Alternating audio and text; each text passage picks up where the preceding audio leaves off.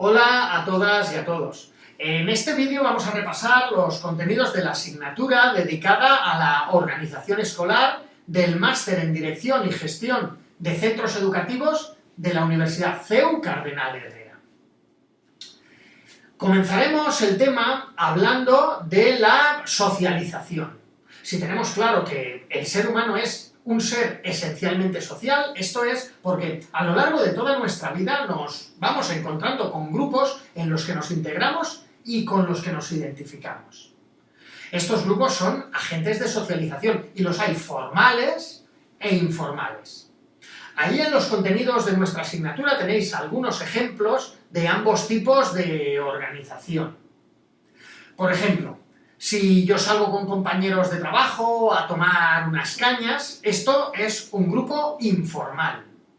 O un equipo de fútbol de amigos con los que salgo a jugar los domingos, o el club de lectura de mi barrio, todo esto son grupos informales.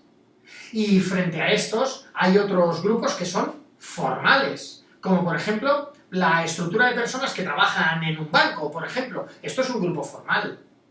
También lo es, por ejemplo, el Consejo de Ministros o un centro educativo, pues tiene una estructura jerárquica formal y además está regulado por una serie de documentos. Bueno, pues en este último tipo es donde nos vamos a detener en esta asignatura, en el tipo de organización formal que supone un centro educativo. Fue en la Revolución Industrial cuando se comenzaron a estudiar las organizaciones. En esta época el taylorismo triunfaba en el ámbito del estudio de las organizaciones en general. Frederick Taylor proponía un aumento de la productividad introduciendo los principios de la producción en cadena. Esto suponía la distribución de tareas que se realizaban en una cadena de montaje.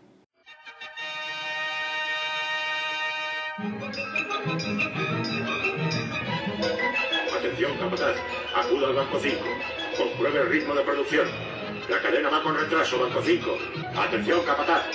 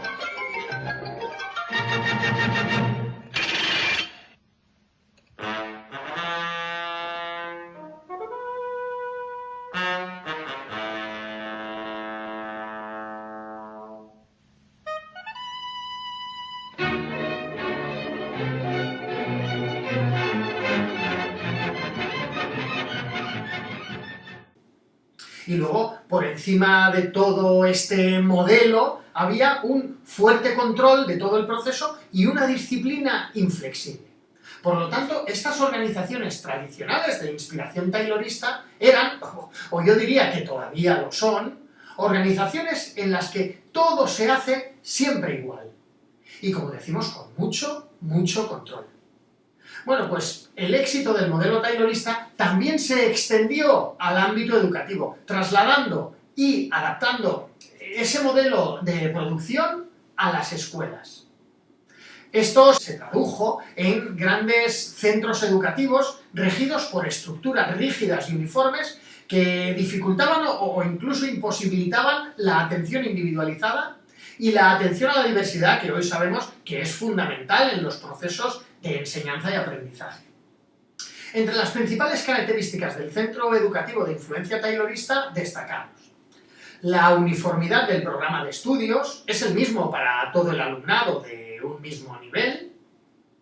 También destacamos la metodología utilizada, que estaba pensada para trabajar en un gran grupo, basada en la clase magistral, que era la misma para todos los alumnos y alumnas. Y luego se hacían pruebas pretendidamente objetivas para todo el alumnado por igual. Y luego, en tercer lugar, un agrupamiento rígido y homogéneo del alumnado. Todos en grupo en función de su nivel. Y siempre los grupos son iguales. De tal manera que si un alumno cambia de centro y sale de un grupo, se integra en un nuevo grupo de otro centro que es exactamente igual. Y no hay ningún problema. El trabajo docente es bastante aislado. Los docentes en este modelo trabajan de manera bastante aislada. Nada de eso de trabajo cooperativo entre docentes. Un docente se especializa en un curso concreto y lo reproducirá año tras año, curso tras curso, a modo de una vía de producción en cadena. Además, hay una escasez de materiales de aprendizaje, salvo lo que es la clase magistral y luego la lectura y la escritura, y si acaso algún mapa colgado en las clases, poco más se ofrecía en estas. El espacio también se distribuía de manera uniforme. Las escuelas, todas, estaban diseñadas de la misma forma. Y la distribución en el aula siempre era igual. Todas las mesas y todas las sillas enfocadas al profesor, que era el centro del proceso de enseñanza y aprendizaje. Y uniformidad también en la temporalización. Rigidez sin contemplar esa diversidad del alumnado tan necesaria. La evaluación era discontinua, es decir, nada de una evaluación continua. En momentos muy puntuales, en momentos de exámenes, solo se evaluaban esos momentos. Y al final, el alumnado se la jugaba a una carta en un examen final. Había una disciplina formal donde lo único importante es el cumplimiento de la norma por encima de todo. Y la dirección era unipersonal, era el director el que mandaba y toda la responsabilidad recaía sobre esa figura que además no solía tener horas de docencia, por lo tanto quedaba cada vez más alejado de la realidad del aula. Y por último, la relación del centro con el entorno era mínima, con toda la pérdida que esto supone. Se puede decir que los objetivos principales de los centros no eran tanto los meramente educativos, sino que eran centros que lo que pretendían eran ser rentables. Y no me refiero a rentables pedagógicamente, sino rentables económicamente. Pero el taylorismo también influye en el ámbito estrictamente didáctico, trasladando al currículum toda su carga. Este es el motivo por el que en un currículum explícito se otorga tanta importancia a las técnicas instrumentales básicas como es la lectura, la escritura y el cálculo, así como también se le otorga importancia a los contenidos fundamentales de las diferentes materias. Esto en cuanto al currículum explícito, pero es que hay más, porque hay un currículum oculto que trataba de educar al alumnado para integrarse en ese modelo de producción industrial del que estamos hablando. Muy probablemente para trabajar en cadenas de producción en grandes factorías. Y es verdad que el modelo taylorista tiene una serie de aspectos negativos, como es la estricta normativa formal que hay que respetar por encima de todo. También el aumento de la distancia social entre los distintos estratos, relaciones establecidas en términos de autoridad, y motivación por recompensas extrínsecas más que por las recompensas intrínsecas, las de uno mismo. Pero seamos justos, no todo es negativo en este modelo. Hay tres pilares que sostienen todo lo positivo de este modelo, que son la simplicidad, porque siempre se trabaja de la misma manera y no hay espacio para modificaciones, la estabilidad con una estructura fija e inmutable, y la rentabilidad económica, como decíamos antes, pues permitía acoger a todo el alumnado con una inversión relativamente pequeña. En cualquier caso, creo que es muy pertinente que reflexionemos ahora acerca de cuáles de todas estas características se siguen manteniendo en nuestro sistema educativo y cuáles convendría modificar ya en pleno siglo XXI. Y hablamos ahora de las organizaciones innovadoras. En estas organizaciones innovadoras, la palabra que debe prevalecer es la flexibilidad. Frente a la homogeneidad que hemos visto en las organizaciones tradicionales, flexibilidad. En los contenidos de nuestra asignatura encontraréis una tabla que compara a las organizaciones escolares tradicionales frente a las innovadoras. En lo relativo a la estructura, que es rígida en la escuela tradicional y flexible en la innovadora, En la atmósfera, que está centrada en las tareas en la escuela tradicional y centrada en las personas en la innovadora, con una dirección centrada en controlar al personal en la escuela tradicional y estimulante en la innovadora. En la tradicional, la toma de decisiones es de arriba a abajo y en la innovadora es mucho más participativa. En la tradicional hay un flujo de comunicación unidireccional, mientras que en la innovadora el flujo de comunicación es más abierto. Y por último, en cuanto a los errores y conflictos, se ocultan en la organización tradicional y se aceptan en la innovadora. Bueno, pues para provocar un cambio en una organización educativa se debe seguir un proceso que podemos estructurar en 10 pasos. En primer lugar, se debe diagnosticar de qué punto partimos, quiénes somos y cuál es el motivo por el que entendemos que debemos innovar, detectando nuestros puntos fuertes y también nuestros puntos débiles. Luego debemos de tratar de crear las condiciones favorables para que se produzca el cambio, implicando a la mayor parte de personas posibles de nuestro centro educativo. Se deben identificar los problemas con los que probablemente nos vamos a encontrar, analizando cuáles son nuestras necesidades, los recursos que disponemos y los obstáculos con los que nos vamos a encontrar. Se ha de identificar de la manera más precisa posible cuál es el objetivo que nos marcamos. Determinaremos las posibles soluciones y las evaluaremos si es conveniente adoptar esas soluciones o si no lo es. Obviamente debemos planificar las acciones, acometer y ejecutar el plan previsto, fundamentalmente implicando a toda la comunidad educativa. La evaluación sumativa es la que se realiza en cada uno de los puntos de los pasos que vayamos dando. Es muy práctico realizar una evaluación interna y, si es posible, otra que sea externa. Y antes de terminar, debemos tener presente la importancia de mantener los avances que vayamos logrando. Y luego, por último, es importante difundir nuestros logros para darlos a conocer y a la larga que se consoliden en nuestra estructura del centro. Pero es muy habitual que los cambios, aunque sean necesarios, generen resistencia. Tenemos que tener presente que es importante la manera en que planteamos esos cambios. Si los planteamos como amenazas o si los planteamos como oportunidades. También si anticipamos las resistencias que nos vamos a encontrar, quiénes se pueden resistir y por qué. Debemos plantearnos esto. Y lo eficaz es que seamos actuando en el momento más oportuno. En realidad son muchas las causas que pueden generar estas resistencias y es bueno tenerlas en cuenta y quizás hasta asumirlas para poder avanzar e integrar las diferentes sensibilidades. Va a ser difícil evitar de manera absoluta esas resistencias. Esto yo creo que va intrínseco en la manera de ser del género humano, pero para minimizarlas podemos fomentar la información de todo el proceso, porque siempre es mucho mejor fomentar la comunicación que actuar con secretismo, implicar en el cambio a cuanta más gente mejor, pues es difícil resistirse a un proceso en el que estás implicado, participando, ofrecer el apoyo necesario, porque muchas veces te ves implicado en un proceso y cuando vas a ver te faltan recursos, o te falta tiempo, o te sientes desamparado, y esto no nos puede pasar. Negociar, escuchando las reivindicaciones y atendiéndolas.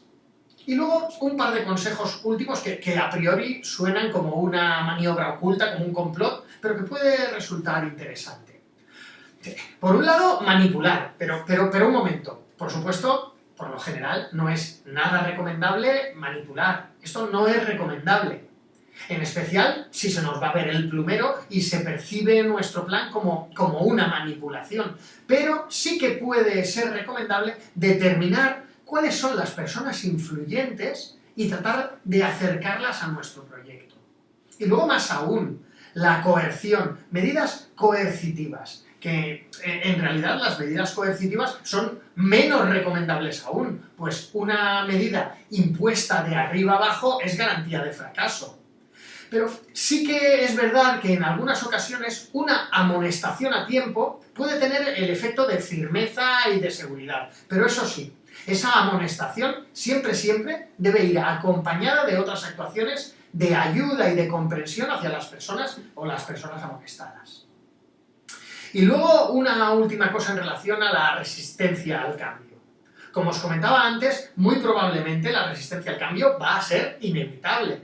Pensemos que esta resistencia al cambio no siempre va a ser negativa, ya que las podemos considerar como una oportunidad para conocer las diferentes sensibilidades y atender las opiniones de toda la comunidad educativa. Bueno, pues sea como sea, nuestra organización escolar es muy importante conocerla en profundidad para ofrecer una gestión adecuada.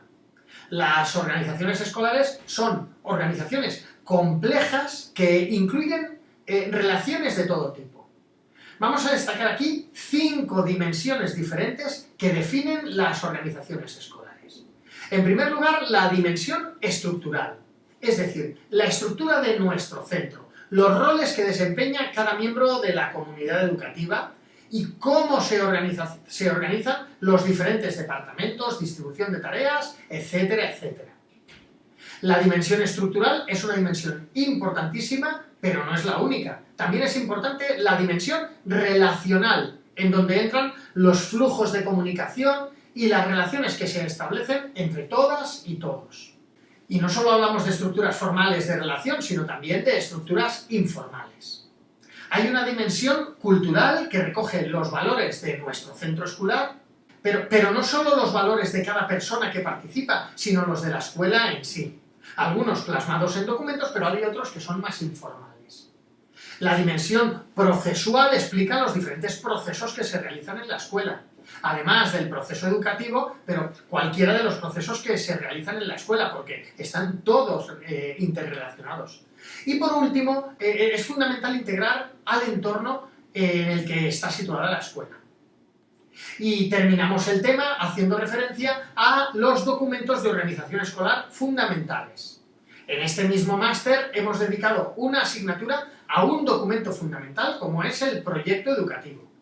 Ya sabemos que la administración educativa es la que regula el funcionamiento de los centros, pero esta regulación deja un amplio margen para la autonomía. Esto se indica literalmente en nuestras propias leyes, como por ejemplo en el artículo 120 de la LOMLOE, que está dedicado a la autonomía de los centros. Bien, pues esta autonomía integral, autonomía de todo tipo, queda reflejada en diferentes documentos. La autonomía educativa del centro queda reflejada en el proyecto educativo. La autonomía pedagógica en la propuesta pedagógica del centro. La autonomía de gestión en el plan de gestión del centro. Y la autonomía de la normativa en las normas de organización. El proyecto educativo, como decía, ya lo hemos trabajado ampliamente, sobradamente en otra asignatura. Ya sabemos que se elabora teniendo en cuenta el entorno sociocultural y recoge los valores, los objetivos y las prioridades de actuación de nuestro centro educativo. El proyecto de gestión regula la autonomía en materia económica del centro y de los recursos, humanos o materiales. Las normas de organización y funcionamiento es lo que antes se llamaba el reglamento de régimen interno, aunque ahora ya no se llama así, ahora se llama normas de organización y funcionamiento, son justamente eso, la normativa que regula la vida en el centro.